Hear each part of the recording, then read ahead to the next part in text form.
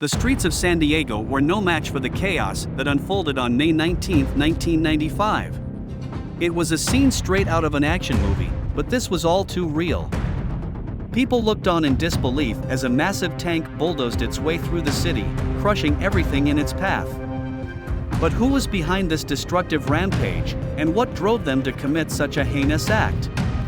Hello and welcome to our video on the tank rampage that took place on May 19, 1995, in the streets of downtown San Diego.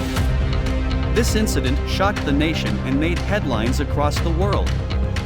On May 19, 1995, a man named Shawn Nelson stole an M60 Patton tank from a nearby National Guard armory in San Diego.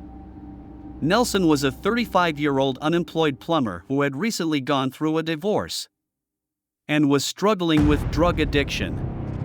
Nelson drove the tank through the streets of San Diego, crushing cars and destroying everything in his path. He even drove through the walls of a local parks, causing significant damage to the property. People in the area were terrified as they watched the tank rampage through the streets. Police were quickly called to the scene and attempted to stop Nelson by firing at the tank's engine, but their bullets had no effect. The police had a difficult time stopping the San Diego tank rampage because the vehicle involved was a massive M60 Patton tank, which is designed to withstand heavy gunfire and other forms of damage. When the police arrived at the scene, they tried to stop the tank by shooting at its engine and tracks.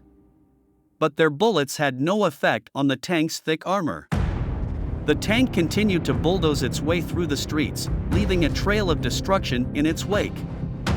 The incident came to an end when Nelson drove the tank into a concrete barrier and was unable to continue. Finally, a group of police officers climbed onto the tank and managed to open the hatch, where they found Nelson inside. Nelson was killed in the incident, and no civilians were injured.